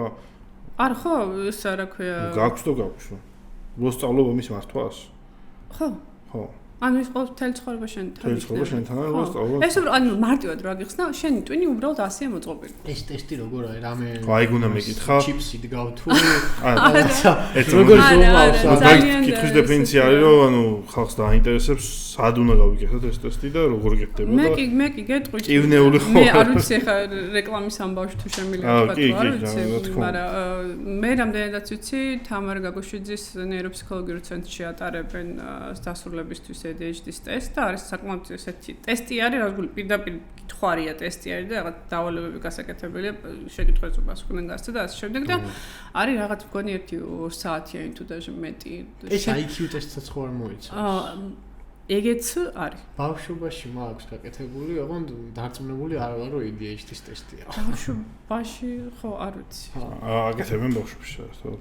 პირიქით ბავშვობაში უფრო ხდება ხოლმე მაგების დიაგნოსტირება, ახლა ჩვენ თაობაში უფრო ჩვენ ასაკში იმიტომ ხდება, რომ ჩვენ ბავშვობაში ეგრე არ მიგიდეთ თქვენ ზუსტი ვარ უფრო და ჩვენ ბავშვობაში რავი დიდი უს პერიოდი იყო რომ საერთოდ ADHD-ი ჩვენ ბავშვობაში გაიყო. ხო, რა ვიცი, ADHD კი ანუ ჩვენ ბავშვობაში და დღემდე მაგაზე ხალისობთ ხოლმე კოლეგები, რომ ანუ ეხლა ხშირად უყვართ ხოლმე თქვა რომ რა არის ეს რაღაც ეს ADHD და აუტისტური სპექტრი და ჩვენ დროს ესეთი არ იყო და ანუ იყო ცნობიერება არ იყო უბრალოდ ყოველთვის იყო ადამიანის რა ვიცი ისტორიაში ყოველთვის იყო ADHD-ის და აუტისტური სპექტრის უბრალოდ აი თუ გაგიათ ფრაზა რომ ბავშვი იყო ნიჭიერი მაგრამ ზარმაცი ADHD ქონდა თუ არის ძალიან ჭკვიანი ბავშვი მაგრამ თავისებური ესე იგი აუტისტური სპექტრია საბაფარი ძიდან ან მოუსვენარი მე მაგარი ეგეთი რაღაცები რომ ჭირს თუ რაც ქვია მაგას გაწუხებს ადამიანს და ვიღაც შენი მეგობარი მოდის და მოიხოდე რა დეპრესია პირობითად რა ხო ADHD დეპრესიასთან არა ეს არა ADHD დეპრესიასთან ძალიან თავისუფლად შეიძლება კი და დეპრესია რეალურად არის ხო სინდრომი რა ანუ ADHD გაქვს არიცი რომ ანუ როგორი რაღაცაა ADHD რო გაქვს რაღაცა სხვანაირი ლიმიტები გაქვს რა ანუ რაღაცებს ისე შეიძლება კარგად კი არა როგორც ნეიროტიპიური ადამიანი გააკეთებ და ისე ვერ აკეთებ რა და შენ გთხოვენ რომ ისე გააკეთო შენ თავს თხოვ და მე გიჩნდება იდეა რომ ალბათ სულელი ვარ ხო რაღაც არ ვარ ეგეთი ჭკვიანი ხო სიტყვაზე აი სხვებს შეუძლია და მე არ შემიძლია ნელა გივარდება თვით შეფასება ნუ ეს თუ ასეთი ვარ ესე იგი ამასაც ვერ შევძლებ და ასე მოდის რა ქვემოთ გესმის და ემატება და მეტი ანუ ეს რომ მიდიხარ ქვემოთ ადამიანი ყველანაირად პლუს რამე 1-2 ცუდი მოვლენი მოხდება შენ ცხოვრებაში რა საქართველოში ცხოვრობთ ხო და გამარჯობა დეპრესია ხო ხო ანუ ესეთი არის მაგიტო არის მნიშვნელოვანი რომ იცოდე რომ ADHD გაქვს რომ საკუთარი თავის მიმართ იყოს სამართლიანი საკუთარი თავის მიმართ იყოს სამართლიანი და საერთოდ ისე work life balance-ის ნაწილიც არის და ზოგადად ჩანს რაღაც რომ ვიყოთ მენტალურად მაგის ნაწილი რომ საკუთარი თავის მიმართ უნდა ვიყოთ კეთილები და სამართლიანები ამავდროულად რა რომ იმაზე მეტი არ მოხდხოვოთ საკუთარ თავს ვიდრე შეგვიძლია ხო ანუ მაშინ აი ექსპეროს ტიპებში რომ არსებობს რაღაცა სტერეოტიპები რა ან ეს რაღაცა მენტალ ისუებზე მე შეიძლება ინტერნეტ ექსპეროში ვარ просто ანუ აი მაგალითად ხო ყველას მსმენია რომ აი ეგ ხო იცი პროგრამისტია და თავისებურია რა ეგ რამ გამოიწვია ეგ ამბავი რომ ეგ არსებობს ეგ წინადადება ანუ შეიძლება რაღაცა არის ფსიქოტიპები ამ ადამიანების დამახასიათებელია ნახე შეხედე როგორი რაღაცა არის ძალიან ხშირად ვაი მე ქართულად ამ სიტყვას ვერ გამოვთქვა და ამიტომ ინგლისურად ვთქვა neurodivergent neurodivergent დივერსიული ადამიანები რეალურად ძალიან ბევრი ხდება ზუსტად IT სფეროში ჩემი პირადი თეორია არის რომ ეს გამწოლი იმითი რომ მაგალითად ADHD-ის მქონე ადამიანებს და ასევე აუტისტური სპექტრის მქონე ადამიანებს ძალიან კარგად შეუძლიათ ჰიპერფიქსაცია. ხო, ჰიპერფიქსაცია რომ რაღაცა ტასკი აიღე და აი ტუნელური ისა ხედველობა და აი გარშემო ბომბი რო აფეთქდეს, აი აქ ხარ მარტო. ამავდროულად ADHD-ის მქონე ადამიანებს შეუძლიათ მილიონი საქმის ერთდროულად გაკეთება, გათვალისწინება და წინასწარ გათვლა. ესეთი რაღაცეები ეგ ერთ-ერთი ADHD-ის ერთ-ერთი ტრეიტი არის კი მაგრამ აქედან ყველა თერაპიაზე ვინდა ხო ანუ ამ დროხა ეს ყველაფერი შეუძლია და ესეთი რაღაცეები თქვენ სფეროში იყო ძალიან მოთხოვნადი რამდენადაც ხდები და ავტომატურად ეს ხალხი შეიკრიბა ამ სფეროში უბრალოდ მე მგონი ასევე თეორია არის არ ჩამქოლოთ ამისთვის, მაგრამ ასე მგონია რომ ცოტა ჩემი და ჩემზე უფროსი ასაკის რაღაც 40+ ასაკის IT სფეროს სპეციალისტები ვინც არიან, იქ უფრო რა სიტუაცია იყო, იცი რომ neurodivergent ხალხი იყო, რომელსაც ჰქონდათ მილიარდი ჰობი, როგორც ADHD-ის მქონე ადამიანებს ახასიათებს, უბრალოდ ერთ-ერთი გახდა შემოსავლიანი. დარჩნენ და ნარჩნენ ამ სფეროში, ხო? და მე დაანჩემა სასწავლებმა გაიგო რა, უი, აქ რაღაცა კაი ხელფასები არის, კაი სიტუაცია, მოდი ვისწავლოთ, მაგრამ გინდა არ გინდა მე მგონი ეგ საბჭოელი მომრჩება, რომ მაინც გჭირდება ეგ თვისებები ადამიანს რა, ამ სფეროში იყო წარმატება. არ ვიცი, ჩემი პირადი აზრია, შეიძლება ვწდები, შეიძლება რა ბევრად სხვანაირად არის ყველაფერი, მაგრამ ეგეც საბჭოელი მომრჩება ყოველ შემთხვევაში, რომ რაღაცა ესეთი თვისებები, რომელიც დამახასიათებელია აუტისტური სპექტრისთვის და ADHD-ისთვის, ძალიან კარგად გამოუადგა IT სფეროს და შესაბამისად, ესეც გამოვიდა, რომ ასე არის. მაგრამ ერთი რაც ძალიან კარგი რაღაცა არის ADHD-ის და autism spektrum-ში და რაც მე ძალიან ფულს მიხარებს ხოლმე, რომ ეს ადამიანები არასდროს არ არიან მარტო. იმიტომ რომ ეს ადამიანები ყოველთვის ერთმანეთს პოულობენ. ანუ ადამიანები რომელიც მეგობრდებიან ხოლმე ხშირად არის ADHD-ის მქონე ადამიანს იშვიათად ყავს ნეიროტიპიური მეგობარი. ანუ შეიძლება ყავდეს, მაგრამ უფრო მეტად ყავს ხოლმე ან ADHD-ის ან autism spektrum-ის. ეს საინტერესო კითხვა და ეს თავისებურად ხდება არის მაგალითად მე არ ვიცი. არა, ბუნებრივად. მაგას მე არ ვიცი ADHD მაგრამ ამას დავუმეგობრდი. ხო. და გამოდის რომ ორივეს იმიტომ ეს დამეგობრება ერთად წავიდეთ აქედან. მე მგონი ანუ დამეგობრებაც ხო რას ეყრდნობა რომ ურთიერთ გაგებას და ვის გაუგება ვინც დაახორჩენერად აზროვნებს ხო და რაღაცა ეგეთ მომენტ. ამას არ ნიშნავს რომ აუცილებლად ყოველს რაღაცა დიაგნოზი ქონდეს მაგრამ ну, ხშირად რა სტატისტიკურად რასაც ვატყობთ, ხშირად ესე არის ხოლმე. ძალიან ბევრ ადამიანს, ну ეს ცოტა ზოგადი კითხვა, მაგრამ მაინც მინდა რომ ვიკითხო რადგან მენტალურ ჯანმრთელობაზე ვსაუბრობთ. ძალიან ბევრ ადამიანს სხვინია და უჭირს იმის აღიარება, რომ მას შეიძლება რაღაცა სჭირდეს რა. როცა რა თქვა მის ირგვლივ ყოფი ადამიანები შეიძლება ამ ადამიანის წუხდებოდნენ რა, ან ამ ადამიანის რაღაცა ქცევებით და იცოდნენ რომ კარგი იქნებოდა თუ თქვა ფსიქოლოგთან გაივლიდა კონსულტაცია ფსიქიატრთან თუ როგორ ხდება რა ეს რა.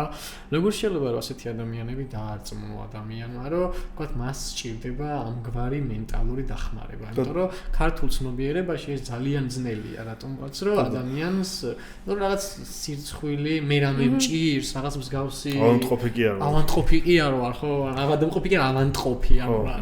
და დავამატოთ მაგით ხოსაც რომ ანუ ძირითადად გონიათ რომ ანუ მეგობრები ხო ყავს რადგან ამაზე საუბარი და მე მქონდა მაგათ პირველად რომ მითხეს რომ თერაპიაზე წავიდიო პირველ ჩემი ეს დირექცია იყო რაზე უნდა ველაპარაკო აი რა მხელა ჩემი ცხოვრება ხარ რამდენი ტრავმა მაქვს რაღაცა ჩემში ასაც ვფიქრობ ასე დეფინიცია მაქვს რომ ეს ტრავმა იყო და ყველაფერს როგორ ვირება 1 საათში როგორ ჩავედიო ან რა შედეგი უნდა მომცეს და ეგ კაი ის არის რა ქვია კაი კითხვა რომ ხო აი რა როგორ გადადგას ეგ ნაბიჯი და მოიცა დავამატოთ კიდე კითხვა მე როგორ ვიპოვოთ საწავიდეთ ეს იყო ძალიან საკითხია ხო როგორ აღმოვაჩინოთ რომ ანუ ნახე ზოგსად ტრასტი შუაქ რა ცუდი ამბები ეს კომენტალური არა ნახე მე გავიგე ვიღაც ფსიქოლოგზე რაღაცა ცუდი რა მაგალითად სიტყვაზე რაღაცა კლიენტი იყო მისული არ ვიცი როგორ ითქვა მაგრამ ადამიანი იყო მისული მასთან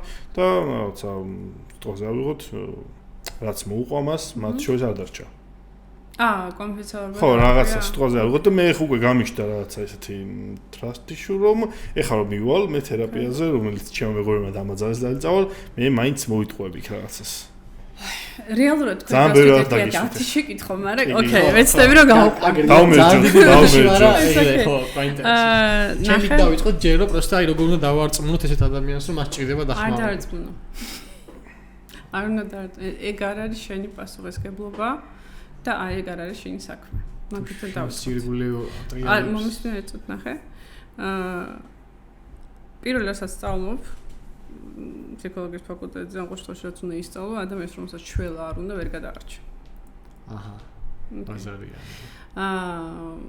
შენ რა თქმა უნდა როგორც მეგობარმა სიტყვაზე ხა თუ HR-ი ხარ შეგიძლია ძალიან წყნარ ჩამოუყალიბო იცი რა ამაში გაქვს პრობლემა და რავი აი ეს გამოსავალი არის და ხო არ გეცადა იმიტომ რომ პერფორმანსში ხელს გიშლეს თუ და ტექნიკურად შეგიძლია ძალიან თუ მეგობარი ხარ შეგიძლია უბრალოდ უთხრა იცი რა აი ხედავ რომ რაღაცები გიმძიმს და რა თერაპევტს ხარ დაფიქრდებოდი სიტყვაზე მაგრამ იტყვი და მორჩა ანუ ეს მისი პასუხისგებლობა არის თუ ხედავ რომ რაღაცა ვერ ხდება რომ ესა რა ქვია ეს ოფცია არსებობს ან საერთოდ ვერ მიდის მაგიდიამდე ну ოკეი მე შეგიძლია თქვა მაგრამ დააძალო დაარწმუნ არსებობს ანუ როდესაც მე მაგალითად მირეკავს ვიღაცა რომ რაღაცა ოჯახის წევრი ვარ და უნდა მოვიყვანო აუცილებლად ვიღაცა ჩემი ძმა ქმარი ესა რა ქვია შვილი სულ ერთია ხო ჩემს დროს უკაცები ვახსენებოდი ხო ყოთ ვეკითხები ხოლმე რომ მას უნდა მოსვლა თერაპიაზე კი დაგვთანხდა არა მე ჩვენ იმიტომ რომ მოდგამანებით დაიწყავა ხო არა არ გამოვა. ადამიანის არჩევანი თუ არ არის თერაპიაზე მისვლა, თუ იმისი არჩევანი არ არის, რომ ხო რომ ხშირად ამბობ, რომ პრობლემის აღნიშვნა უკვე ნახევარი გზა არის რა, იმიტომ რომ უკვე შეიძლება პრობლემის მოგვარებაზე იმუშაო, ხო? ანუ ადამიანმა თუ თავისთვის არ გააცნობიერა, რომ ნახდათ შველა ჭირდება, დახმარება ჭირდება და ნახდათ მზად არის საკუთარ თავზე იმუშაოს, გინდა ყურით მიიყვანეთ თერაპიაზე და გინდა რა ვიცი, რაც გინდათ ის გააკეთეთ. არ იმუშავებს. და შეიძლება იყოს, რავი, ყველაზე საუკეთესო თერაპევტი სამყაროში, საქართველოში კი არა, ეს რაღაც იმის იქით აღარავინ რო არ არის, არ იმუშავებს. უბრალოდ არ იმუშავებს. ამიტომ აზრი არ აქვს მაგას. უბრალოდ შეიძლება მეგობრულად უთხრა, რომ როგორ რაღაცა იცი, რომ აი რაღაცა მეგობარი თუ ხარ და გული თუ შეგტყიო, ეუბნებით, ამას ვატყობ, ხედავ, რომ გიმძიმს და იქნებ გეცადა. მაგრამ მორჩა მან მაგაზე რა, ხო, უნდა, არ უნდა ვერ ფსორუშველი სამწუხაროდ თქვენ. ეგრეთ შეეხება მაგას, და ხო, ანუ ძალიან მნიშვნელოვანია, რომ სხვა ადამიანის, როგორც ჩვენ გვინდა, რომ სხვა მოსწეს პატივი ჩვენ საზღვრებს, ისევ ჩვენ უნდა ვცეთ იმ ადამიანის. თან ამავდროულად როგორ რაღაცა არის, რომ ადამიანი რომ ემოციურად მზად იყოს მივიდეს თერაპიაზე, კიდე ცალკე საკითხია. ხო, აი როგორ თეორიულად შეიძლება იქონებაში იყოს, აი შეიძლება კონდეს რომ შეიძლება გითხრას რომ აი ხო იცი რა მეც ვიფიქრე მაგაზე და უნდა წავიდე კი კარგი იდეა ნამდვილად და ნახდად მივხვდები რომ ჭირდება დახმარება მაგრამ აი სანამ მივა თერაპევტამდე შეიძლება 1 წელი გავიდეს ან მეტი უჭირთ მაგნამის გადადგმა ხო უჭირთ მზაობა უნდა კონდეს განწყობა უნდა შეექმნათ ასე შემდეგ მე თერაპიაზე რომ მიხვალ ხო შე რაღაცა სხვა მოლოდინი გაქვს რომ სხვა რაღაცა უნდა მოხდეს და იქ უცბად შენ არ მეტყვი როგორ უნდა ვიცხოვრო მე უნდა მივხვდე და უცბად ანუ მე ხა უნდა ამაზე უნდა ვიფიქრო და მე უნდა ვიმუშაო საკუთარ თავზე და რეცეპტი უნდათ ხო ანუ როგორ რაღაცა აბა რა ვქნა რას მიირჩევთ ზოგადად თერაპევტი რომელიც გადაძლევს რჩევას უნდა ადგეთ და წახვიდეთ იმიტომ რომ ზოგადად ფსიქოთერაპევტი რჩევებს არ იძლევენ როგორც ასეთი რა წესი არის ასეთი რომ წესით უნდა და შენ თვითონ დაგეხმაროს მიხვიდე დასკვნამდე და იმ გამოსავალამდე რომელიც შენთვის არის უფრო მისაღები რომელიც შენი პიროვნებიდან გამომდინარე ცხოვრების სტილიდან გამომდინარე რავი განწყობებიდან გამომდინარე შენთვის ყველაზე უფრო მისაღები არის იმიტომ მე როგორც მეჩვენება რომ როგორ ჯობია მოიქცე შეიძლება შენთვის არის საერთოდ მიუღებელი და გაუგებარი და ჯერმა მე ცამდე მართალი ვიყო მაგრამ თუ კლიენტს არ აქვს რაღაცები გაცნობიერებული, გადახარშული, საკუთარ თავზე მორგებული, გინდა უთხარ, გინდა ნუეტყვი, ასე ხო, ანუ მაგიტო არის. ანუ ეგრე მე რაღაც სხვა ნაწილი იყო კიდე რაც მე რა დავამატე.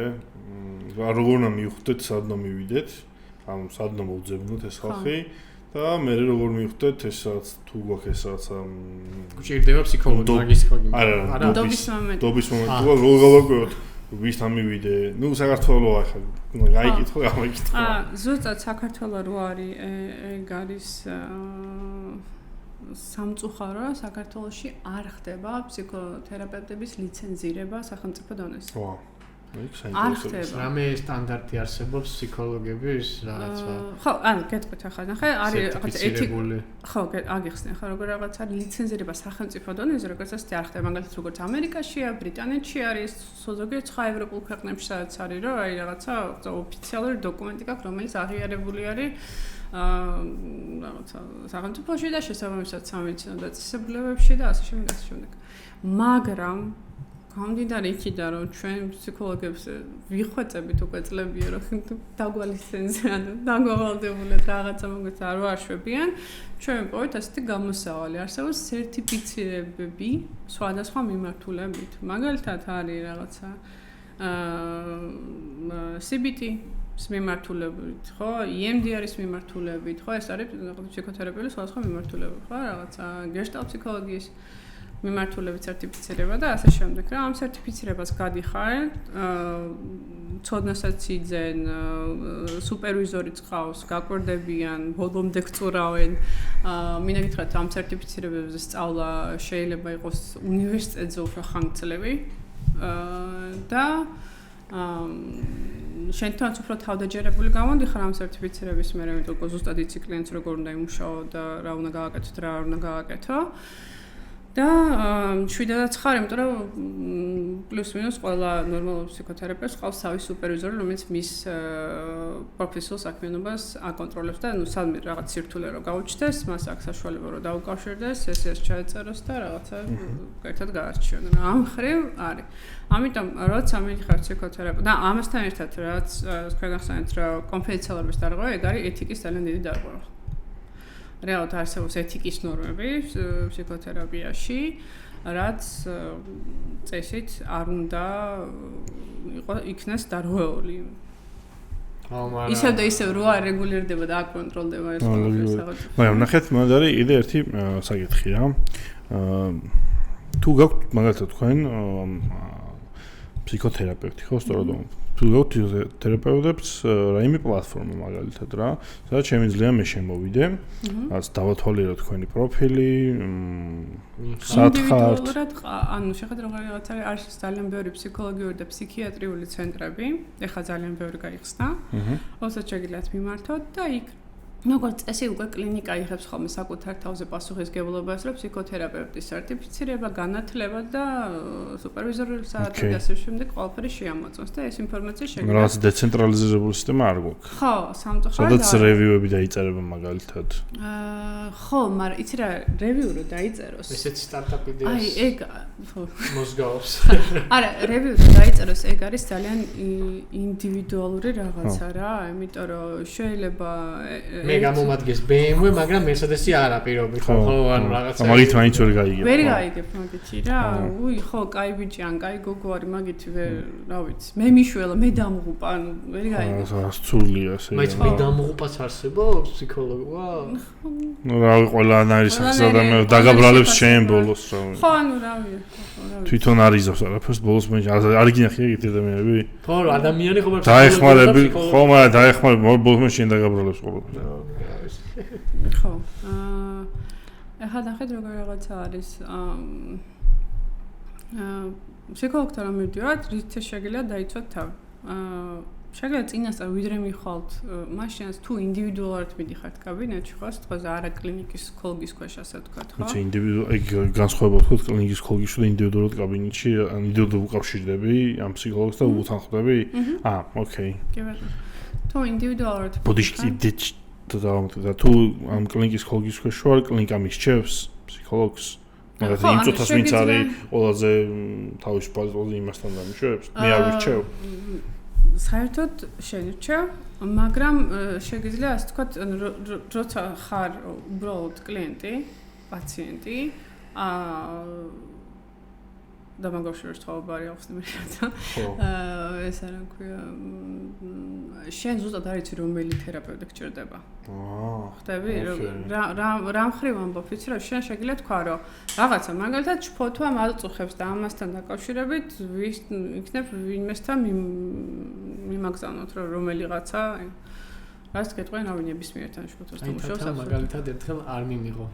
თხოვე რომ მეთქი როგორც პაციენტი ისე მოვა მეთქი არა მეგობრული ის მექნება ხო ან ეთიკის ნორმები არ შეიძლება მაინც მეგობრად დაელაპარაკები მე და არა როგორც სხვა განწყობა სხვა ანუ არ შეიძლება მეგობრული სადაც არის ჩაქსოვილი ასე გამოდის რომ შენ ფსიქოთერაპევტთან ვერ დამეგობრდები ან თუ დამეგობრდები მაშინ გაწყდება თქვენი პროფესიული ანუ რეალურად პირიქით ფსიქოთერაპევტი უნდა ქონდეს ჯანსაღი საზღვრები და ფსიქოთერაპევტი უნდა იყოს შენთვის მაქსიმალურად ნეიტრალური და უმეტესად გაუგებარი და უცნობი არსება სიტუაცია ხო რომ მაინც პოპულარული პირი იყო მასთან ხო რომ მაქსიმალურად მიზეზი არ ქონდეს დამალვის ხო რამის დიახ და თან ამასთან ერთად როგორ რაღაცაა რა ხო მაგათ რომ დავასრულო აზრი აი მაგათ რომ მიდიხარ კლინიკაში თვითონ შეგიძლია უთხრა შენი გამოწვევის შესახებ და ამ გამოწვევასთან რომელ თერაპევტთან გავანგზავნეთ ან თუ ანუ მაგათ მარტივად რო გითხრა თუ რა შფოთვაზე არის საუბარი რამე ეგზისტენციალურ პრობლემაზე ან შემთხვევაზე პრინციპში სულ ერთია ვისთან მიხვალთ როგორც გითხრა რომელ მიმართულებას აირჩევთ დიდი შეურაცხმობა არ გქონდეს მაგრამ მაგალითად ტრავმაზე სამუშაოდ ხო გეშტალტ თერაპიაც კარგი იქნება, EMDR-იც ძალიან კარგი იქნება და ხო რა შეიძლება სხვა რაღაც მიმართულებებს ძალიან კარგად მუშაობენ. ხა CBT-ს ხალხი გამიბრასდება, მაგრამ I'm sorry. CBT-ს ჩვენ ერთ მუშაობს კაცო ხო რასვერჩი. ეგ თვითონ ფსიქოთერაპევტი ინდივიდუალურად როცა მიდიხართ, ხო, წინასწარ შეგიძლია კითხო, რომ სიტყვაზე რა მიმართულებით მუშაობს, ხო, სიტყვაზე, რომელი ფსიქოთერაპიული მიმართულება არჩეული აქვს, თუ არა გავლილი რამე სერტიფიცირება, ხო, ეს დაგიცავთ, ყავს თუ არა სუპერვიზორი, ხო, ეგეც მნიშვნელოვანი არის. რავი, კაბინეტში რო შეხვალთ და აი მე შემიძლია თუ არა მაგალითად თუ ანუ მაგალითად შემიძლია თუ არა ერთთან მივიდე, ერთ სეანსი ჩავატარო და გავტესტო რა, 5 სხვადასხვასთან მივიდე, ყველაზე მეტად ვისთანაც მომეწონება, იმასთან გავაგრძელო. შეგიძლია, მაგრამ მე უფრო ეჭვი მაქვს, ეგ უფრო დაგაბნევს ვიდე, რომ ეს გეტყვის, ხო. მაგრამ ანუ შეგიძლია, რა თქმა უნდა, ყველაფერი შეგიძლია რომ გააკეთო, მაგრამ აი ასევე ზოგჯერ ვთქვათ ჩემთვის, რომ აი პარალელურად ორ თერაპევტთან მივიდე, იმიტომ რომ იმან მითხრა. ხო, ეგ არ შეიძლება, ეგ თალსახად არა. ამან ეგრევე მოიწონა. ხო, არა, ეგ არის. ეგეც არ შეიძლება ეთიკური ნორმა არ შეიძლება ორი თერაპევტი ერთდროულად.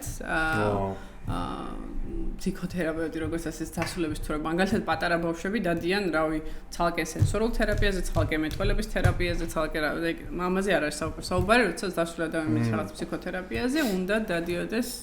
იმიტომ რომ შეიძლება მეუბნებიან ამ არგუმენტს რა იმ ფსიქოთერაპევტმა მითხრა მარტო კვირაში ერთხელ მიგიღებ და ეგ მეცოტავება და კიდე ერთი დღე მინდა რომ დავიმატო და რეალურად კვირაში ერთი დღე ტყუილად არ არის. აი, ძალიან კაი კითხვა. ეგ მე მქონდა ლოგიკური კითხვა ჩემ მეგობართან, რომელიც მომიყვარო და ერთი საათი კვირაში ანუ როგორ არის საკმარისი თქო და აი მაგით მასაპირებდი ხო ეხლა ხო, აი იმ თერაპიულ 1 საათში ან 50 წუთში ძალიან ბევრი რაღაცა თემების გადახვაშო ხდება, გადამუშავება ხდება, ხო და ამ ყველაფერს სჭირდება გაანალიზება, გადახაშვა საკუთარი თავზე, მაგრამ ამას სჭირდება დრო.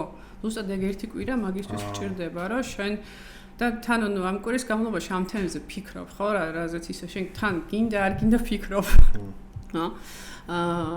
რაზეც ისაუბრე თერაპიულ პროცესში და ხო, ანუ საბოლოო ჯამში შემდეგ შეხვედრაზე რომ მიხვალ, რომ შეგიძლია ფიდბექი მისცე, რომ მაგალითად, რომ იცი რა, ამ თემაზე ვისაუბრე და მე მგონი მართალია რომ ჯობია ასე მოვიქცე ან რაღაცა ალბათ ეს არ იყო ამ პირიქით არა ვიცი რა არ ვეთანხმები ამ ყველაფერს მე მგონი სხვანაირად არის და აი ასეა მე მგონი ხო აი რაღაც ხო მაგრამ ამას სჭირდება დრო შენ და სივრცე შენ თავს უნდა მისცე რომ ამ დასკვნებამდე მიხვიდე მაგით ვარ კვირაში ერთი დღე ვიდო მადლობა ძალიან კაი პასუხი კი გადავიდეთ შემდეგი საკითხს შემდეგი საკითხი გვაქვს ესეთი ყველაზე გავრცელებული ჩვენ სფეროში ეს მეგონი, ну, არ ვიცი, მე ალბათ სულ მექნება ეს ამბავი, ეს იმპოსტერ სინდრომი. და ჩვენ დეფინიცია იმპოსტერ სინდრომის, даже მე სტატიაც მოხმარეს დაწერილი, ჩვენ დეფინიცია იმპოსტერ სინდრომის არის ის, რომ ნებისმიერ ახალ სამსახურში, ან ახალ საზოგადოებაში, რომელთაც ვიწყებთ კომუნიკაციას, ჩვენ გონია ჩვენი საკუთარი თავი ყველაზე აი თითქოს გაგვიმართლა და ეგრე მოვხვდით რა. აი გავძვერი, ცოტა მოვიტყვე, ცოტა მოვუმატე ჩემ თავს წონა და მოვხვდი შემთხვევით აქ და დასამტკიცებელი მაქვს ჩემ თავთან რომ ვარა მაგარი ტიპი ვარ და უნდა ვისწავლო და მოვიტყვე და სულ გაგშეგრძნება რომ არაფერი არ იცი. ანუ ან რაც იცი არ არის საკმარისი ხო. აი ეს რა ფენომენია და რა შვებით ამ დროს. ეს საკმაოდ გავრცელებული ფენომენი არის, უბრალოდ ყველა ადამიანს ემართება სხვადასხვა მიზეზის გამო. შეიძლება იყოს ადეკვატური შეფასებას, რომ მართლა შემთხვევით მოხდი ობიექტურად, მართლა ეგრეთ შეიძლება იყოს, რომ მაგალითად დამსაქმებელი საერთოდ არ ერკვევა IT სფეროში და რავი პროგრამისტი მინდაო თქვა უფროსმა და რავი პროგრამისტი ავიყვანეთ და მივიყვანეთ და მე იქ რაღაცა Windows-ის გადაყენებას გთხოვენ ან უბრალოდ კიდე უფრო რაღაც აპლიკაციის დაწერას და რაღაც კიდე უფრო რთულ რაღაცებს გთხოვენ დიზაინერის საქმის შესრულებასაც გთხოვენ ანუ ზოგჯერ არის ხოლმე რომ ანუ ეს შეფასება ზოგჯერ ობიექტურია იმიტომ რომ ისეთ რაღაცებს გთხოვენ კი ბატონო აი ლოგიკურია it's okay ეს არ არის მაინც და მაინც იმპოსტერ სინდრომი რა მაგრამ ეგეთ სიტუაცია შეიძლება მოხდეს მაგრამ ეგ არ არის იმპოსტერ სინდრომი არის როცა მიუხედავად იმისა რომ ყველაფერი კარგად არის უფროსი არაფერს არ გეუბნება ყველა კმაყოფილია მუშაობდა ყველაფერი და მაინც განცდა გაქვს რომ რაღაცა გამაგდებენ ესე არ იქნება ხო რაღაცა გამომწვევი მიზეზები შეიძლება იყოს ბევრნაირი შეიძლება იყოს ჩაქსოვილი იმაში თუ როგორ გაგზარდეს რომ თუ შეიძლება თქვენია განცდა იმისა რომ არც არ ვართ საკმარისად კარგები ეს რა თქმა უნდა მოყვება ყველგან მათ შორის სამსახურში ხო და ანუ ამ დროს იმპოსტერ სინდრომის დასაძლევად კარგი არის ხოლმე რომ პირველ რიგში რა თქმა უნდა ისევ და ისევ კეთილები ვიყოთ საკუთარი თავის მიმართ და მეორე არის ესეთი პატარა ტექნიკა რომელიც შეგიძლიათ გამოიყენოთ არის მიღწევების დღიური რა ანუ ხო მიღწევების დღიური და შეგიძლიათ ყველა შესრულებული ტასკი გაკეთებული საქმე რაღაც უბრალოდ ჩაიწეროთ აი მაგალითად შენ თქვი რაღაცა შეიძლება ვისო ბავშვებთან მომდიოდეს იმ შემთხვევაშიო თუ საკმარისად კარგი ხშირად არ იყავი საკმარისად კარგი და შენთვის არ ვთქვათ ხშირად ხო რომ საკმარისად კარგი ხარ ხო ან პირიქით განწყობას თუ გიქნიდნენ რომ არ ხარ საკმარისად კარგი იმ შემთხვევაში როდესაც შენ ზრდი პირობითად შენ შვილს აი ზოგადად თორნიკეს ხო შვილი პირობითად ხო როდესაც იმ შვილს ყოველთვის იმაშვები რომ შენ კარგი ხარ პირობითად და საკმარისად კარგი ხარ უკვე უნერგავ ეს იმას ხომ არ გამოიწვევს რომ მე მომავალში мотиваცია თუ რაც თქვია ის არ გქონდეს რეალურად თუ ის გამოიწვევს იმას რომ დაუთრიგეროს ის რომ მეტი ვისწავლო მეტი მეორე პირიქით ხო არის ოს რო საერთოდ შეიძლება შეოქმნას განწყობა რომ მე ხო შემიძლია ამასაც ვიზავ ამიტომ რეალურად უფრო კარგია რომ თუ ბავშვზე არის საუბარი ეხლა ცოტა არაჩემ ტერიტორიაზე შევდივართ უფრო ბავშვთა თერაპევტების წინასწარ კოლეგებო ბოდიში თუ რამეს არასდროს და ტყუილს ამობ მაბადიეთ მაგრამ მე რამდენიც ვიცი ასე არის რომ ჯობია რომ ბავშვი ასე ვთქვათ არ ჩამოუკიდოს შენს აზრზე ანუ შენს დამოკიდებული მის მერთ რას გულისხმობ რა რომ ნახე დედა გავაკეთე რაღაც დავხატე ან რაღაც რა ყოჩახშვილო შენ მოგწონს რა როგორც დახატე?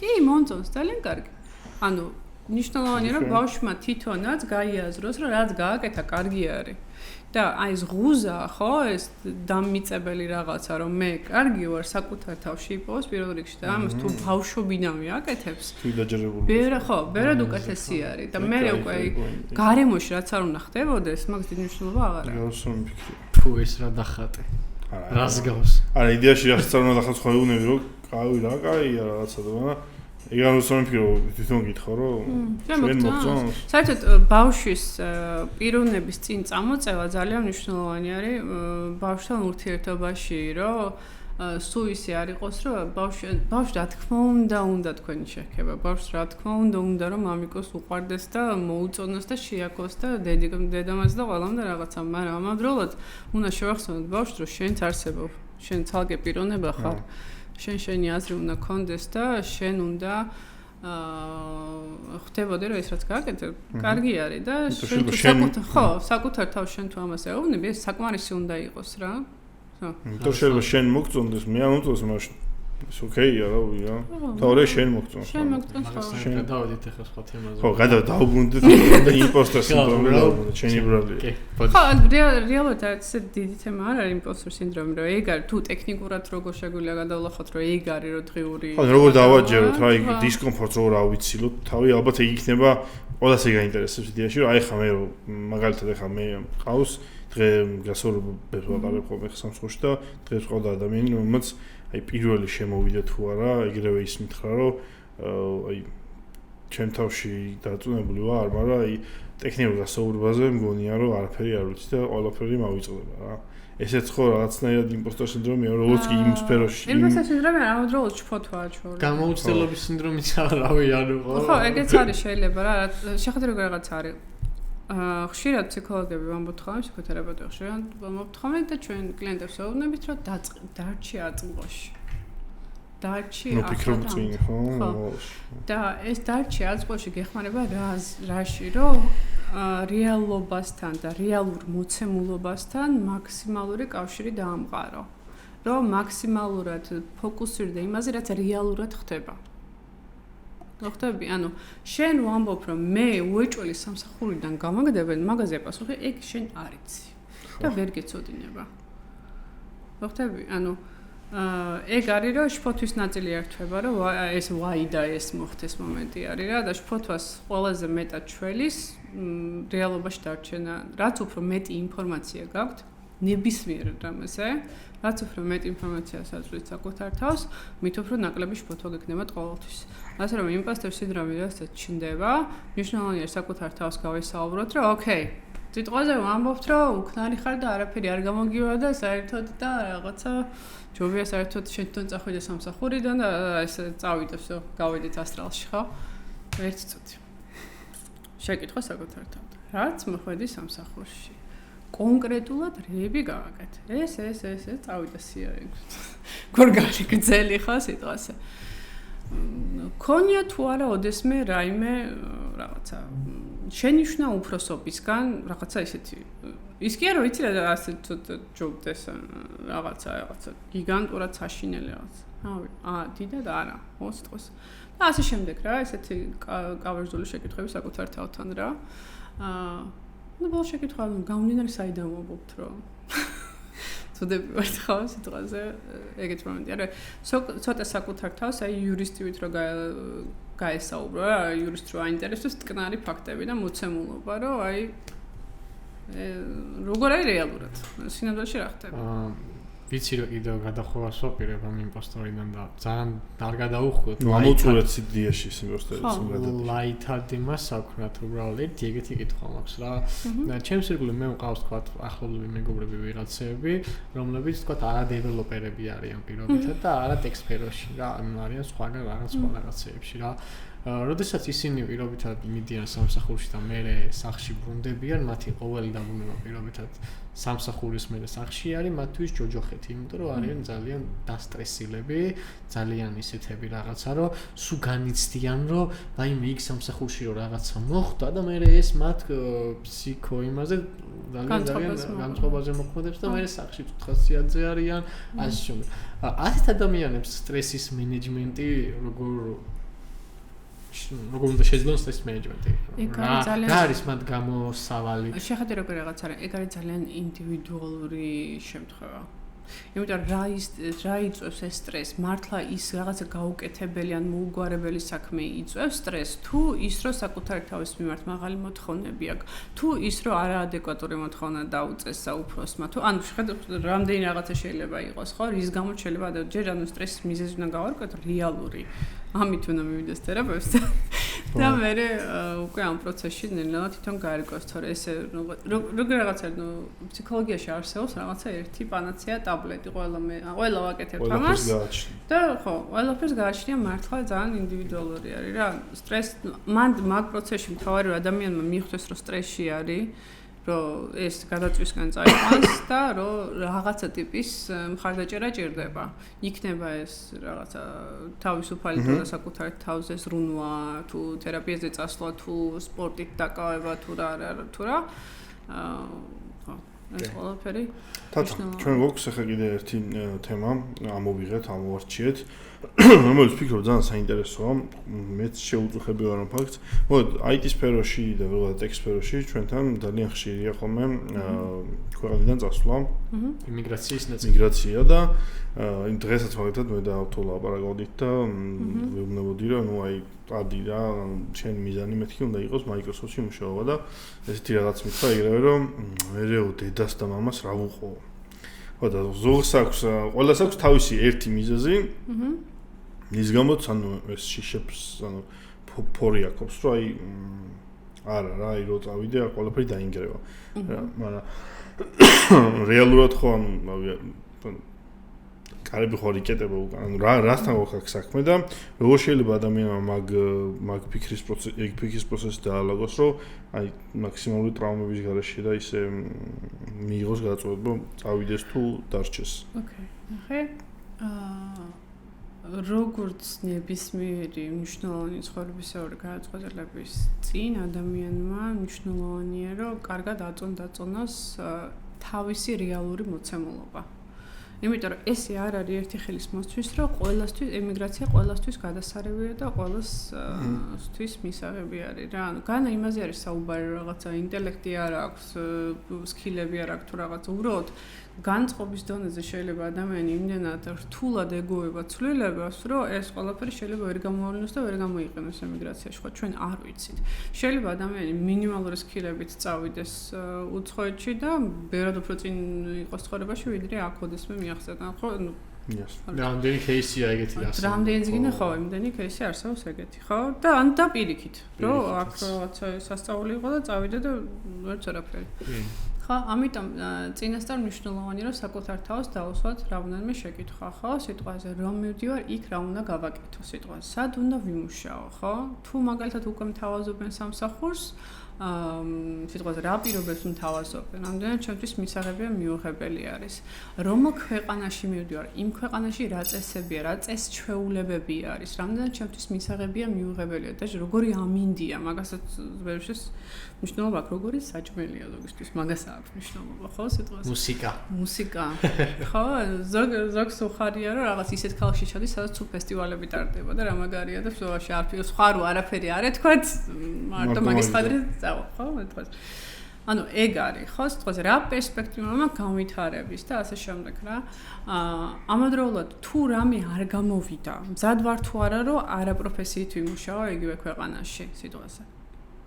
მე ვიცნობ ჩვენს მეგობარს, ჩემს მიგული ვიყო ერთი ჩვენ ძალიან კარგი ადამიანი, უმაგრესი პროგრამისტი, რომელმაც აი ესე დაჰკრა ფეხი და ამერიკაში წავიდა ტიპი და იქ პროგრამისტად არ წავიდა, ან წავიდა უბრალოდ რომ რაღაც ხელობა თუ რას ქვია მაგას, რომ იმაზე ემუშავა რა.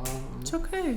ანუ ამერიკაში შეგიძლია ადამიანი იყო რავი ელექტრიკოსი და შეიძლება IT სფეროს წარმომადგენელს ბევრად უფრო მაღალი ხელფასი ჰქონდეს რა, ანუ გააჩნიათ ან დონეებს რა თქმა უნდა. ხო, მაგრამ ეგეც ხო ის არის, ხა მაღალი ხელფასით იქ სამაგერად ხარჯებიც მეტი გაქვს პირობითად. ნუ ალბათ გულისხმობთ რომ ცხოვრების დონეს იმათ კონტექსტში გულისხმობთ, თორე ჩვენ კონტექსტზე არ ვსვამთ. იმათ კონტექსტზე მაგრამ ანუ მაგალითად შევა.